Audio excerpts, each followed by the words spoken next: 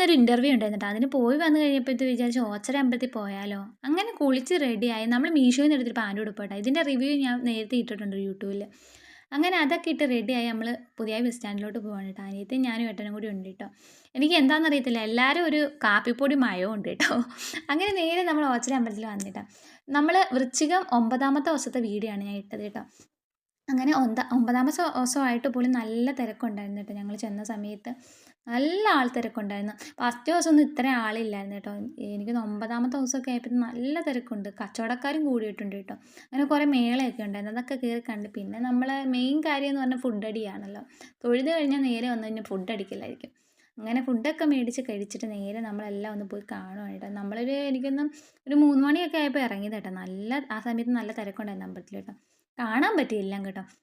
അതിൽ ഓച്ചറ അമ്പലത്തിൽ ഇനി വൃശ്ചികം തീരാൻ ഇനി ഒത്തിരി ദിവസമൊന്നും ഇല്ലെന്ന് തോന്നുന്നു. നാളെ തീരുവാണ് കേട്ടോ.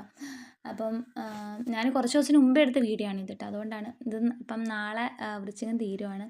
12ാം വിളക്കും കണ്ട് തീരുന്ന ദിവസമാണ് നാളെ. അപ്പോൾ ഇന്നേ വരെ ഓച്ചറ വന്നിട്ടില്ലാത്ത ആരെങ്കിലുമൊക്കെ ഉണ്ടെങ്കിൽ ഒന്ന് ഓച്ചറ വരുന്നത് നല്ലതായിരിക്കും. നാളത്തെ ദിവസം കേട്ടോ.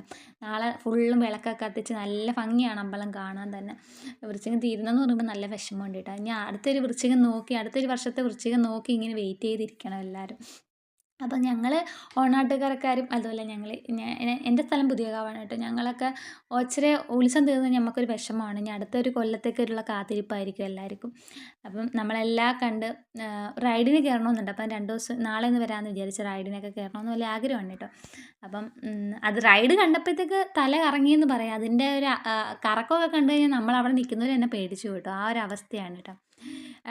വേറൊരു റൈഡ് വന്നിട്ടുണ്ട്. ഇതാണ് സംഭവം കേട്ടോ. ഇത് ഭയങ്കര റിസ്ക് ആണെന്ന് എനിക്ക് തോന്നുന്നു കേട്ടോ കണ്ടിട്ട്. അതിനകത്ത് ഇരിക്കുന്നവർ ജീവൻ പണയം വെച്ചിരിക്കും. അടുത്ത വീട്ടിൽ കാണാവേ.